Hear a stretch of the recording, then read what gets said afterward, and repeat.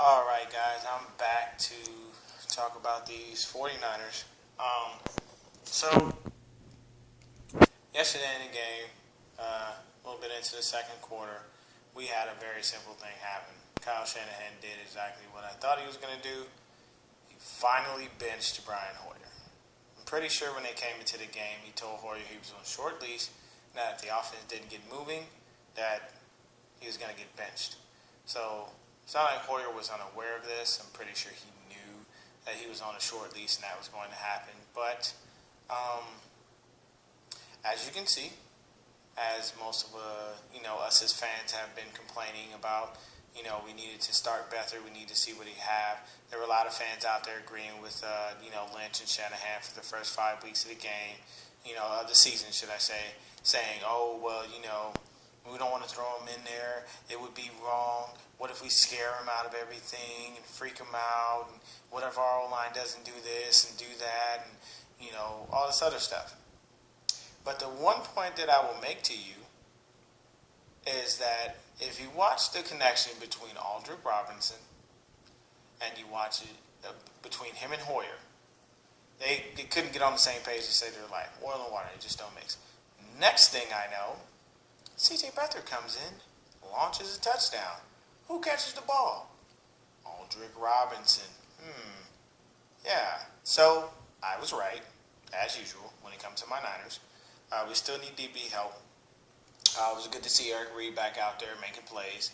And so I like how they kind of worked him back in there, didn't overload him and whatnot. So we have a little bit of issue with the deep ball here and there. But we got to get that under control. We will. So if Bethard can prove that he can get our offense rolling on a continual basis, because we scored a touchdown in the first half for the first time this season with Bethard there. Those were run by Carlos Hyde at the same time. Bethard came in immediately, made an immediate impact and took us right down the field. So when Hoyer can't even get us anywhere near the damn end zone, Bethard takes us right down there and we score a touchdown. That says something. That tells you that the kid has it. And then the biggest catalyst for him was the fact that, he may have came in a little nervous because he's playing in the house that his grandfather built, Bobby Bethard. He's up there in the Raptors. You don't get up in the Raptors in the NFL by just being a regular mediocre guy. He went to a couple Super Bowls with the Skins. He did a lot. But either way, the kid had a lot of pressure on his shoulders, kind of performing in front of, a crowd for his grandfather and people like that. But at the same time, this gives us a better and stronger indication of whether we even need to draft a quarterback next year or whether we can, or whether we still need to spend the money. We're looking at the guy that we've been looking at all this time in Kirk Cousins.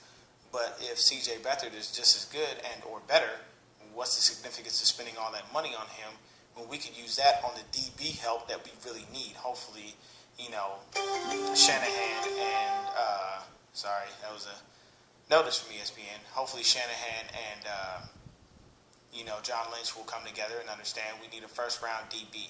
That's what we need. We need a shutdown corner. I wanted us to take Malik Hooker in the draft this year because the kid's amazing. And at the same time, what I look for, honestly, I don't look for guys who can cover. I could give a shit about you covering anything. You can cover a guy all you want. Period, point blank. Do you get the ball back to the offense? So interceptions are what I'm looking at. Can you pick the ball up? Are you in the most opportune place at the right time all the time? And Hooker had the most interceptions coming out of college. I think he was second or third behind two other players. And I think one of the other players got drafted. I don't know about the other kid because I didn't keep up with that. But either way, we need a DB who's a ball hawk. We need Dion. We don't need Darrell. Because Darrell Revis is a cover guy.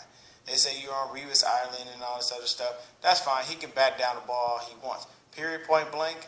I want Dion. You know why? Because Dion's going to get the ball back to my offense, and that gives us a chance to score. At the same time, when Dion got the ball, there was a possibility he was going to score because he was too busy trying to take it to the house rather than even have to put the offense back on the field. He was ready to get out there and get another pick. So that's the thing.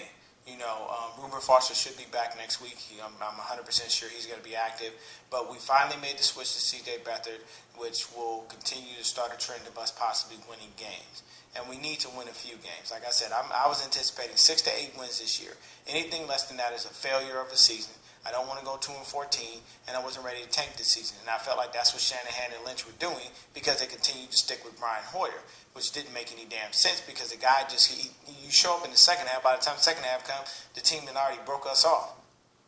And then when you think about it from this standpoint, had Robbie Gould not missed that field goal, we get our first win.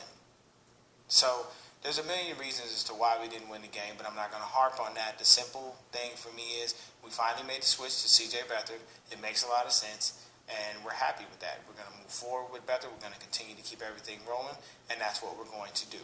We're not going to waste our time trying to go back and forth with this person, with that person. We're not going to sit up here and make a switch back to Brian Hoyer. Bethard most likely will have growing pains as any young quarterback does. That's nothing new. I expect that of him, but at least he got our offense moving, and we were able to see that the guy gave it his all, and he was ready to win. He didn't, having him stand on the sidelines and just watch Brian Hoyer stink up the joint for no reason, paying that guy money, to just go out there and just can't even complete a simple pass. So there's certain things that just don't add up as far as Hoyer is concerned, but that tells us that we can do one or two things. We can still draft a quarterback because the quarterback class is seriously deep next year. So we can still draft a quarterback that Shanahan likes, develop him because he's pretty good around those guys.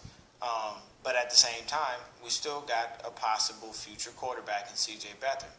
And if the guy can, develop pretty quickly and continue to do what he does, then I have no problems with keeping him on the team. I mean, hey, we need a guy who's going to fit into the system, and it works. Everybody kept, a lot of people were joking, talking about Colin. I'm like, Colin's not going to fit Kyle Shanahan's system. That's why he left.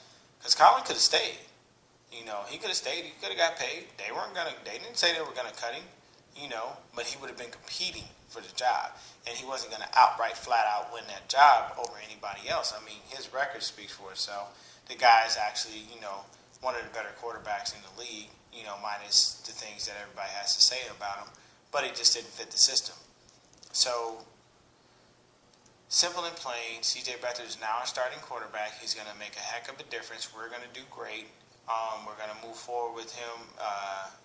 Shanahan shut down the rumors that they were shopping Carlos Hyde. Hyde had actually a really great game yesterday, and I think that's a lot of the thing. I think mixing in him and Breida is great because you get a two-headed monster. Hyde, when you need to bang that in on the goal line, put Hyde in there. Don't put Breida because Breida's not that guy. But when you need that, that 80-yard touchdown run, that's going to be Breida. Why? He's got speed. He's quick. He's a shifty little dude. So you make the choices based on everything, and you do the smart thing. When you need that, when it's 4th and 1 and the game is on the line, you need Hyde because he's going to get through that line no matter what. He's going to power his way through. But when it's 1st and 10 and you're looking for that play action pass, or you're looking for that halfback delay or that counter that where the guy can juke his socks off of someone, then you put in Matt Breida. So we're going to do pretty good about this, and I think that this is the best move for us as far as it pertains to our future and our season so far. So I think, like I said, we come out with about 6 wins on the back end here. I don't anticipate much more than that. If we do, I mean, hey, I'll take it. But I would say probably about 6 wins at best, because we've already lost 5 straight. So there's not much more we can do with that. But stay tuned to the YouTube channel. I'll continue to keep everybody updated. Everything is going to be continuing to go great. We're going to definitely have a good time as far as our season is concerned. And stay united and faithful as I always have and always will.